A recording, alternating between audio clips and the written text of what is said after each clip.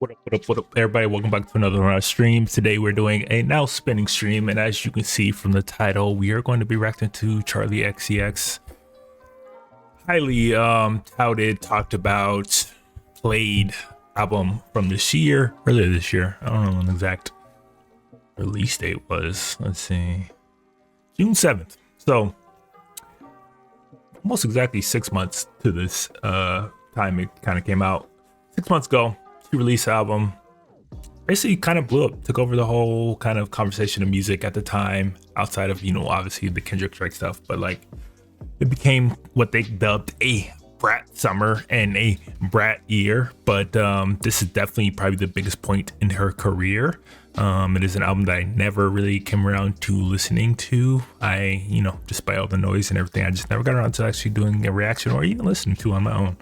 And every time I post something, all the comments, everybody always says, you gotta listen to Charli xcx. You gotta listen to Charli xcx. Well, now I'm finally listening to Charli xcx Brat and seeing what all the hype is about. It is either number one or top 5 on a lot of publications, editorials, kind of list of best albums to have come out this year. So obviously it's been getting a lot of praise, and I've been hearing it, and I've been hearing it from all of our fans and followers. You gotta listen to Charli xcx. Brat is it. Brat is it. It's a Brat year. Well, it's a Brat night tonight, and we'll be listening to Charli xcx Brat and kind of seeing how she's evolved, how she changed. I wouldn't say I'm the biggest Charli xcx fan, but she is somebody that I've kind of been following and been aware of since pretty much when she first kind of came out, since the earlier mid 2010s. I forget which album that was. Maybe it was Sucker, or I think it was Sucker, the album that I really kind of started to pay attention to what she was doing, especially kind of around that time of the blog era with music, when it was like a lot more, it was a lot cooler to be underground, to be like maybe not as known, but still be producing some dope stuff that, you know, the true connoisseurs, the true music heads knew and appreciated and talked about. And she was always one of those that popped up in conversations with pop as an artist that is doing things that is just wholly different and exciting and revolutionary compared to what the pop sound was at the time. When I think of hyperpop, I pretty much think of her almost exclusively. She is the face that pops up when I think of that whole genre and sound and style. She seems to be kind of one of the major pioneers of this current wave of pop that we're getting, and she seems to definitely have an influence with a lot of these younger pop artists, from Sabrina Carpenter to Chaperone, even though, you know, at the same time, they have also been in the industry for a long time. But like, pop is having a kind of changing or shifting of dynamics, of sound, of styles, and what she was doing, you know, those almost 10 years ago is now kind of coming back around to be more at the forefront. And while she never got her just due or praise on a more widespread mainstream kind of scale, it seems to be getting that she's getting her flowers now from all of the biggest pop artists that you can think of. They're all kind of giving her flowers, showing her appreciation, and her influence is undeniable on the pop music that is coming out these days. Like, when I think of Chaperone and the stuff that she's doing, it's like, it's very reminiscent to me of what kind of Charli xcx has done and pioneered over the years. She has a very unique way of creating pop and incorporating like EDM elements and everything else that comes with like that hyper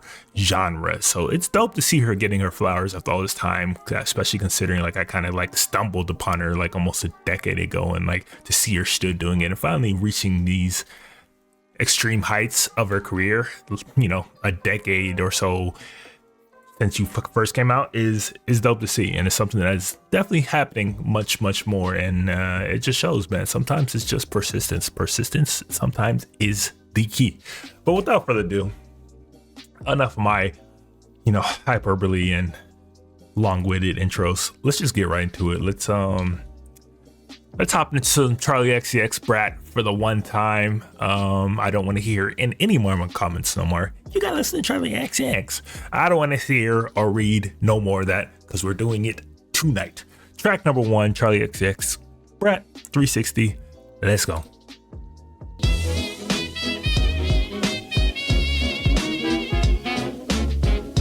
Like I said, she is definitely a pioneer of this kind of sound and style of like hyper pop.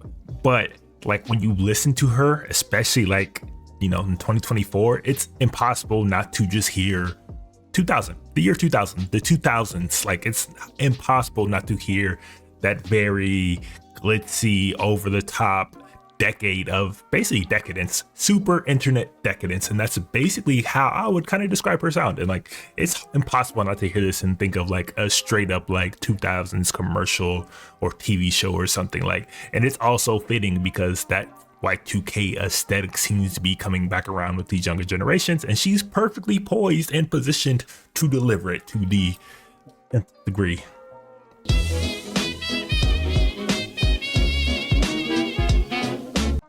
I mean, it's a dope song. It's a very dope song, and like, it definitely fits in with that kind of 2000s poppy aesthetic. Like, I just picture velour sweatsuits and chains and maybe some crop tops. Like, it seems to be with the big ass hoop earrings. You know exactly the aesthetic I'm talking about. That's like the perfect representation of it. But it's like, it's a dope, fun track. 360 was dope. That was fun. Go track number 2, Club Classics.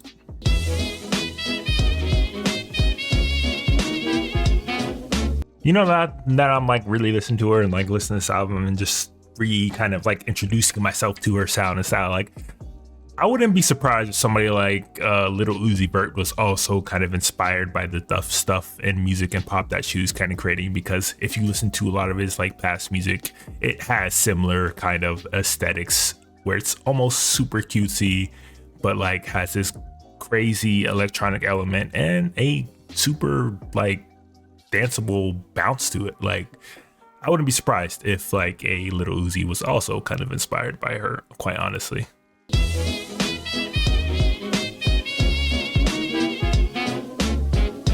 I mean, like I said, like the way that she kind of incorporates all these different elements is always been super impressive, and like her incorporation of like these more electronic synthy house type elements into this is super dope. And for somebody, especially for my generation that comes around the time when she kind of first burst onto the scene, it felt like EDM was almost like at its peak. So it's not really surprising to see her kind of still, or to see her kind of like use those type of sounds and elements in her music, but to see her still kind of continue to do that and do it at this level is dope. It is very dope. And like, you don't really hear a lot of pop artists that can like hit this level of complexity, because as simple as it sounds, there's a lot of layers going on here, and it's very maximalist. And to be able to like have all these crazy elements coming at you at the same time, but still have this absolutely driving beat and rhythm that is instantly catchable is a skill. Is a very high skill that she has, and it's dope.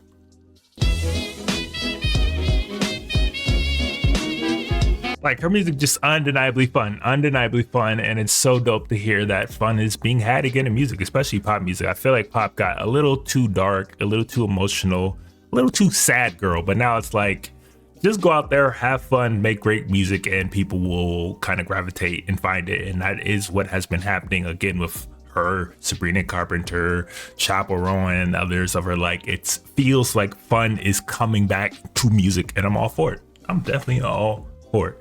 I think when she does a festival, inevitably does a headline festival, probably even like Coachella, her sets are going to be insane. If this is what she's doing, her sets are going to be insane. And if you happen to be, you know, rolling, I'm sure it'll take that to another level. Let's go to track number 3, Sympathy is a Knife. Like, I don't know what synth that is. Like, I don't know what instrument that she has just tweaked or whatever. Like, I don't know if that is just something that she came up with herself. But that like main baseline synth in this, I don't really know what that is, but it's absolutely filthy. That, like, I don't know exactly what that is that she is using to produce that, but it's nasty.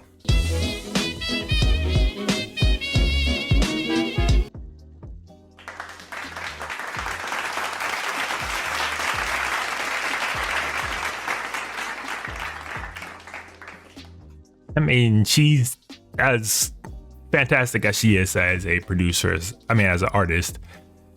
she might be an even better producer, because I'm pretty sure she produces majority of her songs, if not all of her songs. And like her ability to kind of layer all these different elements and synths and just come up with these crazy distorted sounds that are just like instantly like catchy and something that you just gravitate towards immediately, like the moment it hits.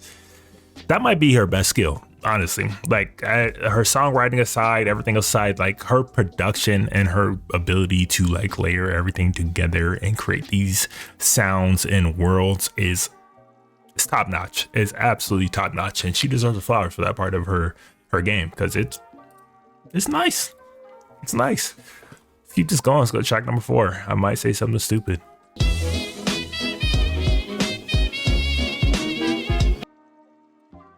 I mean, cool little intro. I mean, not intro, cool little interlude, like simple kind of ballad, but still has those kind of synthy electronic elements to it that like elevates it past a simple kind of piano ballad. But dope, cool little number. Let's keep this going. Talk.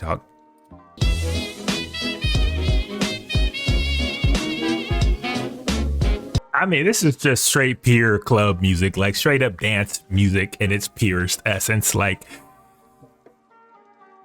this is a vibe. Like, if you were to hear this out at night and like, you know, you got a few drinks in, lights is hitting right, vibe is hitting right, and then this song comes on, like it's impossible like not to kind of vibe to it. Like, I think I heard her playing this on like a Boiler Room set or something like that, and I was like, yeah, it's kind of recognizable, and I was like, that shit sounds like a vibe. That shit sounds fire. Everybody in the video seemed to be having a good ass time. And like, that's basically what this song seems to be. Like, this is a good ass vibe. Like, 5 tracks in, like every song has been a vibe. Every single song has been a vibe. And like, she's creating like this crazy dance pop melding meeting of the worlds. And like, it just works. It just works, and I don't know many artists in pop that can like do it at this level currently. This is fire.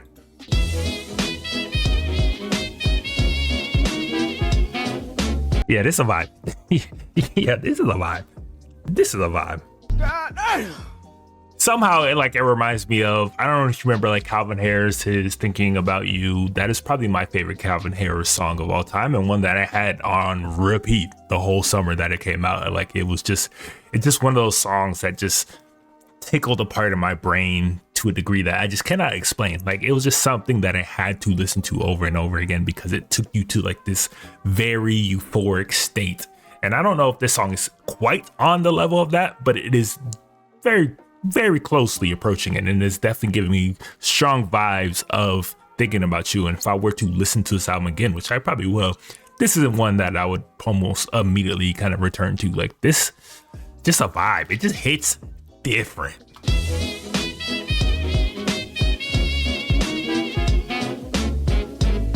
Just fire. Even the way like the sound kind of fades out and fades back in and goes from one ear to the other. Like, she just knows how to mess with like your headspace in a way that like keeps you so engaged and invested in the music and like take you to another plane almost. Like, that's a dope song.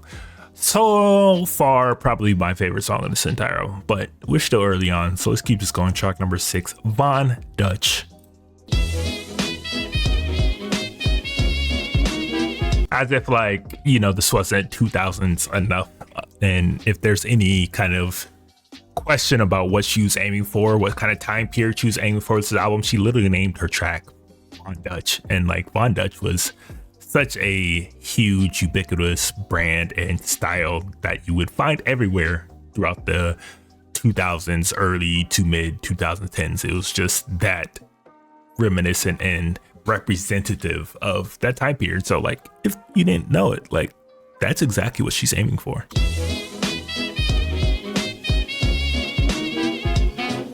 I mean, again, just these synths, these sounds, everything that she's doing in the production is just, I don't really have another word for it other than filthy. This shit is just filthy. Like, I don't know what she's doing with kind of like that rolling background synth, you know what I mean?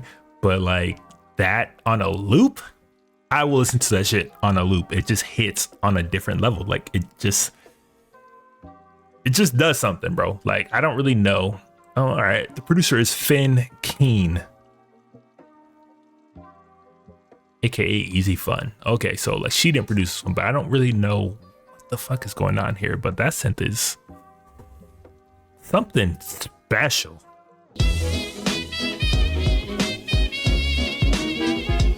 Like that is filthy. Bro, that is just come on, bro. Bruh. Filthy. I know that kind of synthy, like whatever element that he's using is kind of reminiscent in a lot of other electronic kind of songs and sounds, and it's like very kind of ubiquitous. But there's one particular song in general that like it really reminds me of. If you guys are like EDM fans, but I went through a period where I really dove into EDM and electronic music, and I found this French EDM producer named Versatility, and he had this album called Rave Age. And there's a song called like Stamina that also like gives me very like that very just not repetitive, well, kind of repetitive, just something that's like you can listen to on a loop and a loop over and over and over again. And just kind of like this driving beat and like this crazy synth going on. It kind of gives me that same sort of vibe and feel. If you know your EDM, go check that out. Vitalik, Rave H, super dope album. That's also when I'm kind of getting vibes here. Oh, like that! Y'all might be right. Y'all might be right. I was being a little sassy, a little sarcastic, and y'all kept tagging me, asking me to listen to Charli xcx Brat, but y'all might have been right. Y'all might have been right. Like, this is one that I'm glad I'm checking out because I don't know how I have not heard this all year, because this shit is nice. It's nice. It's definitely one of those albums that I can definitely see why so many people love. So, you know, sometimes there's just albums and projects that come out and that everybody seems to love, but then you finally go listen to it and check it out and you're like, I don't really get the hype. I get the hype here. I definitely get the hype. Let's keep this going. Track number 7, Everything is Romantic.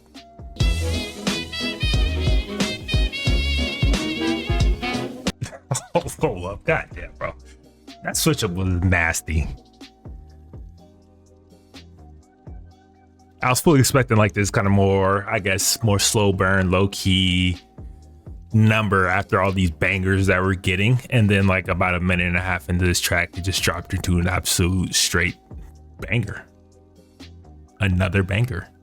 This is nothing but bangers, and I know bangers, my guy, and this is a banger.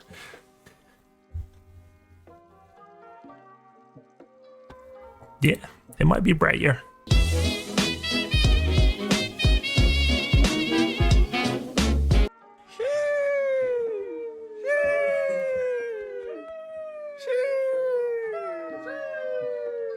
Another one. You got bangers. You got a lot of bangers on this album, and like everything's a vibe. Like this was a vibe. Like this was just a vibe. Like it's just one that it just pulls you in. She's creating like this fantastic soundscape for us to just kind of like fully dive into. And like I said, like I've been saying, like it's very hard to pull off something where it's very maximalist, where you kind of just throw all these different parts and elements into a song and create like this thing where like all these different things are like coming at you at the same time, like one from the left ear, one from the right ear. There's this thing going on over there in the background, there's thing like in the midground, there's thing in the forefront. Like she has this very maximalist approach to her sounds, but her ability to like take that and like compress it into this very listenable package for people and still have enough for you to like really grasp onto and like dig into on multiple listens is dope. It's dope. And like this is fire. Like I've always, like I said, I've always been aware of her. I listened to her albums, some of her songs. I've never like felt quite this way about it, so I don't really know if this is just like her best project ever, or like I've been missing out on some stuff throughout the years, but this is fire. Let's keep this going. Track number 8, Rewind. I mean, immediately. Come on, bro. Like, immediately. It almost feels like the Barbie Girl song. What song is that? Barbie Girl. You know what I'm talking about. The Barbie Girl song. How it has that opening chord, that opening moment, and immediately you know it's a hit. it's a banger. Like immediately you're gonna like gravitate towards it. Immediately it's catchy.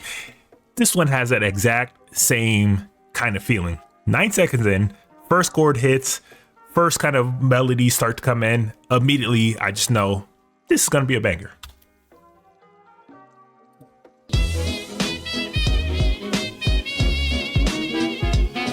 Like that kick, clap, like whatever, snare, whatever you want to say, that combination is so like late 90s, 2000s pop, particularly feeling like UK British pop, like, and she's bringing that back and repurposing it and like introducing it to a new generation. It's just fire. Every element that is fire. I love the sound. I love this feeling. I love the vibe that she's going with on there. And this is just a good ass time. Like, this is just a fun ass album to listen to. I'm not even gonna lie to you.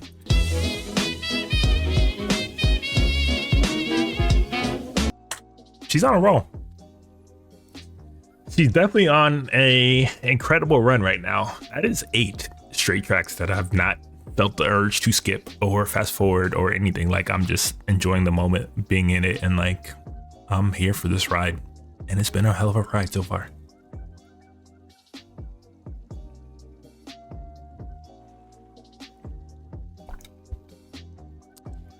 All right, so let's keep going. Track number 9, So I.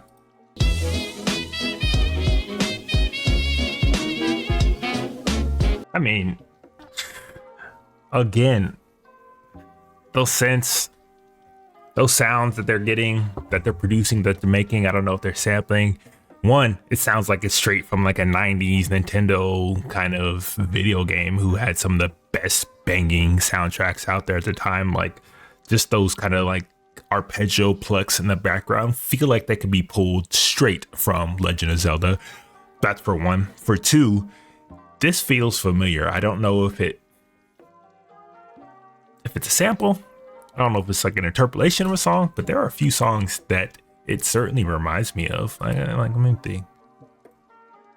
Can't put my finger on it. That's what it was. That's what it reminds me of. It reminds me a bit of Zed Happy Now, kind of in the chorus, where she's like, "Tell me, babe, are you happy now?" Just her delivery, her melodic delivery over this like very poppy kind of background beat. It gives me kind of vibes of that. It's hard to shake it, but like it just feels familiar, which isn't a bad thing. Having a song be familiar, like instantly familiar, while being original is kind of a sweet spot, because you want people to able to like be immediately attached to a song and a feeling and a vibe. And if it's something that was already hit and so popular, and then you kind of tap into that same sort of vibe and kind of wavelength that they were on, that's a win. And that's exactly what it's doing for me right now. That delivery right there reminds me a little bit of the chorus from like Zed Happy Now. Don't believe me? Go listen to it for yourself. And also just shows like her incredible versatility as an artist. Like, she's getting you straight like dance pop, big capital P pop numbers, and like perfect for the club, perfect for the vibes, perfect for the dancing, perfect for the grooves. And then she's hit you with like this more low-key, almost low-key ballad of a song that is also a vibe, but in a much more melancholic, personal level that is like perfect for like listening at home or by yourself or whatnot. And like for her to kind of like easily traverse those two like very different, diverse styles of music and pop and deliver it still at like this incredibly high level just shows just how versatile of an artist she truly is. And like, this is a vibe. The song's a vibe.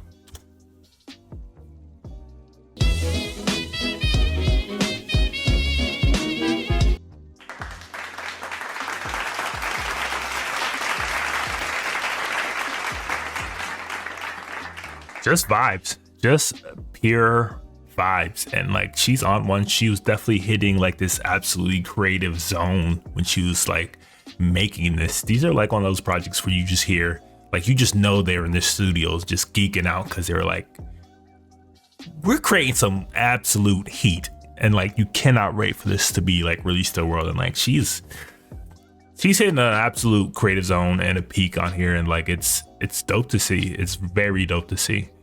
Let's keep this going. Track number 10, Girl, so confusing.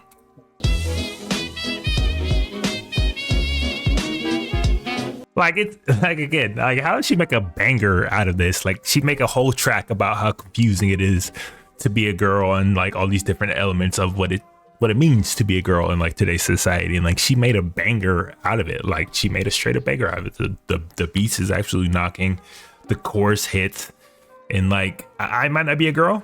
I can't relate. I don't know how confusing it is to be a girl, but I know how confusing it is to be with a girl.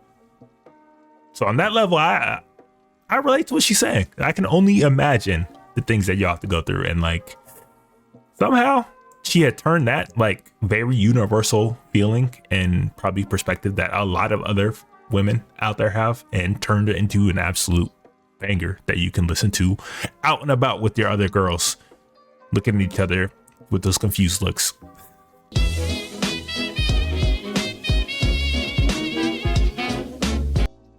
Again, just straight bangers, just straight bangers. And her ability, once again, to take such a topic like this and how confusing it is, something that's very relatable probably to a large population of the world, about how confusing it is to be a girl, particularly in this world, and how different you are, but you can all come together still and like relate to each other in some sort of way, because you are still women, and like it's confusing to be a woman, and like all these things. And like she's able to take like these very nebulous feelings you can have about a topic and then condense it down into a 3-minute banger.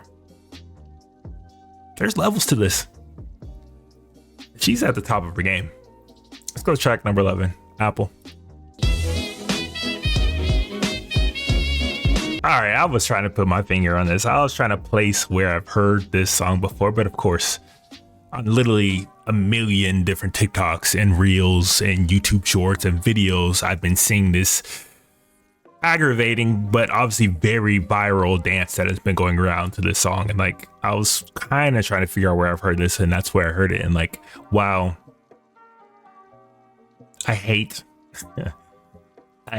TikTok dances, and like they are so overblown and overdone at this point. It is dope to see it getting this love on this kind of widespread mainstream scale for an artist like Charli xcx, who never got the full credit that she deserved. So it's very dope to see that in that aspect, but also it almost made me hate this song.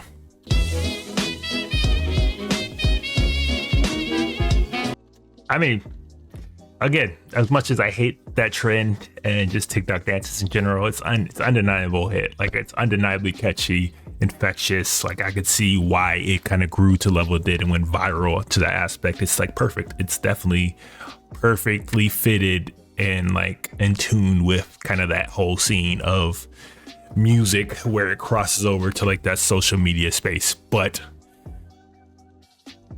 I'm not a fan. But I do like this song. I'm not a fan of everything that came with it, but I do like this song. Let's keep this going. Track number 12, B2B.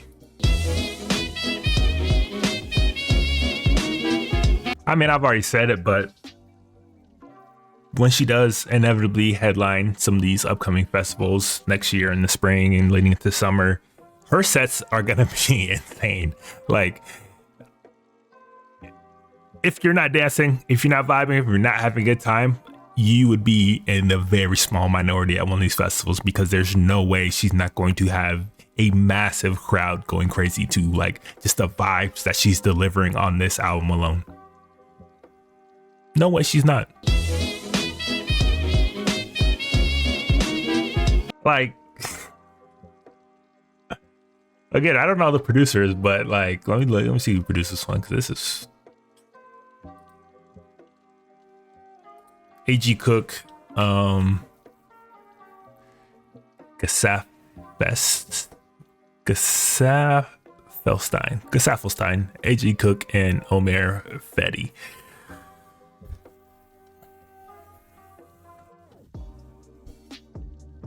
they put their foot in this. They put their foot in this absolute album and production. Like, this shit is damn near immaculate. Like, to take that kind of back vocal sample and then chop it up into like this very rhythmic, syncopated like part of the beat, this driving part of the beat. It's fire. It's fire. That shit is disgusting. I don't know whose decision was, but they deserve all the credit and props for that, because the way it just fades into it in like this ongoing beat, like it's just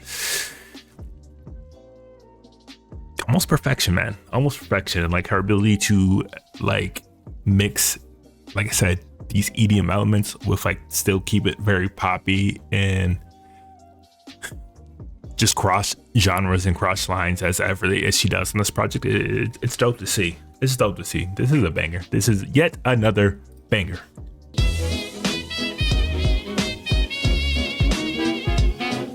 Like I said, just a straight up banger. Straight up banger. Again, she ain't missed. The sample's crazy. You're sampling the vocals and then chopping it up and using it as an element of the actual beat is just crazy. Crazy. This shit's gonna go crazy at a festival, at shows everywhere, like clubs, raves, wherever. Like, he created music that can be played damn near everywhere. People are trying to have a good time, and that is dope. That is dope. All right, there's a few more. Track number 13, Mean Girls. You know, I'm not sure if that's alluding to the very iconic movie from that time period. When did that come out? 2004, which, you know, would make sense, as this is very much an ode to like the late 90s 2000s kind of style, vibe, aesthetics, and like wouldn't be surprised if they just specifically alluding to like that film in particular, because it was so like iconic and pivotal in a lot of people's like lives coming up. So let's go, just check it out.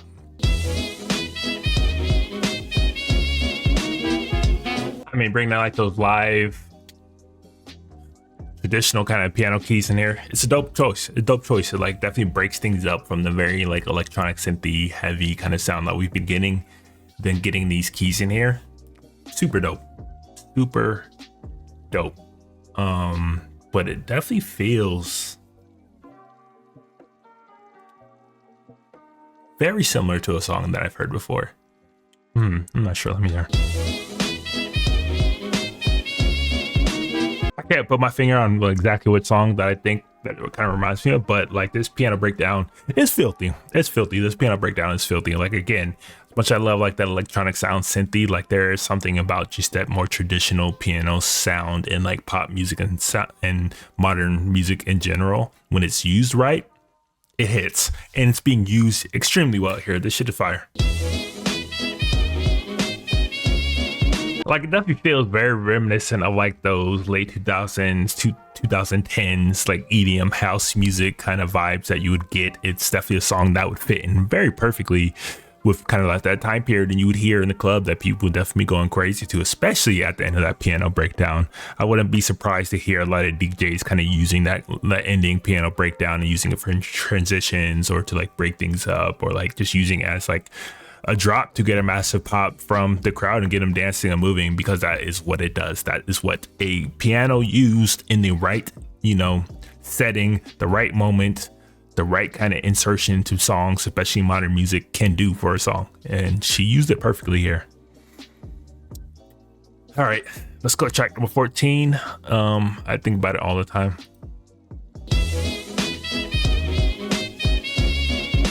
I mean, I don't know, I can't be alone in this, but when I'm hearing like these synths and like the way they're using them, and kind of like they're almost like kind of drawn out and almost melodic in their own element, it feels like Daft Punk. Like, those synths feel very Daft Punky. And I know that she has mentioned before how she is kind of influenced and a fan of Daft Punk. I mean, who in EDM isn't at this point? But like, those synths feel very, very Daft Punky, if you know what I'm talking about.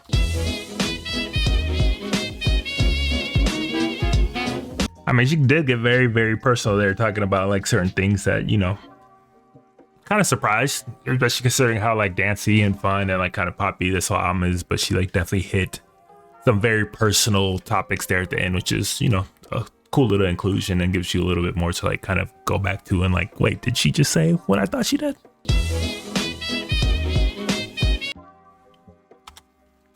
Fire song.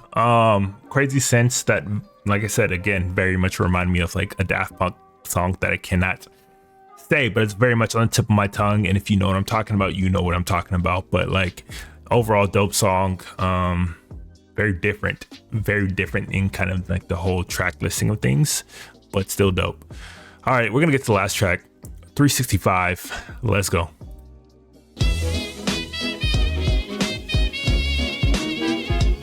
Wait, so isn't that what 360 was? Isn't this the exact kind of same beat 360 did or had? Okay, it sounds like it's like almost like changed to a different tone versus, you know, 360, which is dope. I mean, I'm a big like Wayne fan, and like I remember like a lot of his albums had like fly in, fly out, like he'd have an intro kind of song, then you have an outro kind of song that would either use the same beat or change it up in different ways, and that kind of seems to be what she's doing here, and that is dope. It definitely feels like the tempo has been sped up, maybe tuned up a bit, where it's like at a higher pitch, a lot more energetic, but like still very much like 360. It feels like almost like a DJ remix of her own song, which is dope. It's like, you know, Inception, a dream within a dream, you know what I mean? Like that seems to be kind of the point where she's going with this, and it's dope. Okay, shit seems like it's about to start getting like real crazy here. I mean, just from the lyrics alone, she's talking about some real party shit. If you don't know what I'm talking about, we're talking about doing lines in the bathroom, where you're trying to take a bump, wipe it off with your what is it, your nails, so your French manicure nails. Like she's talking about some straight up party shit right there that I cannot relate to because I don't do that stuff. But like I'm sure there's a lot of people out there that can relate to the things that she's talking about. Ain't that the sample? Ain't that the flip of? What scene was that? Was that the song? Was that the song that they were playing when Blade? If you've seen Blade, the very iconic movie Blade, when he like bursts into this rave of vampires, and like there's just absolute song that is just bumping as she's going through, just massacring everybody. But it's like one of the most iconic opening moments of any film. Is that what she's sampling?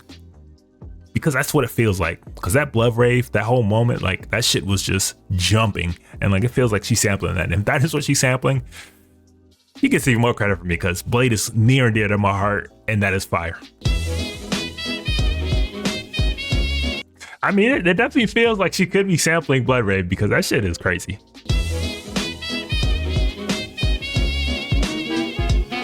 Bro. God damn. Bruh. Hey, bro, come on now, dog. Come on, man. That shit there.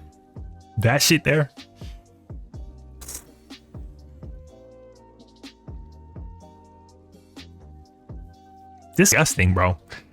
Disgusting on every single level to close out this album and this track on such a tough, disgusting, hard level.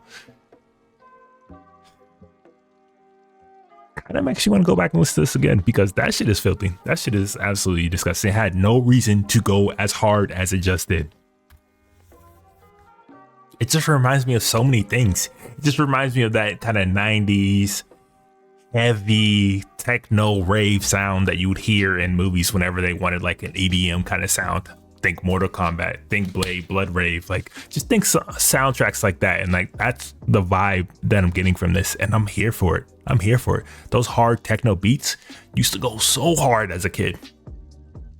What?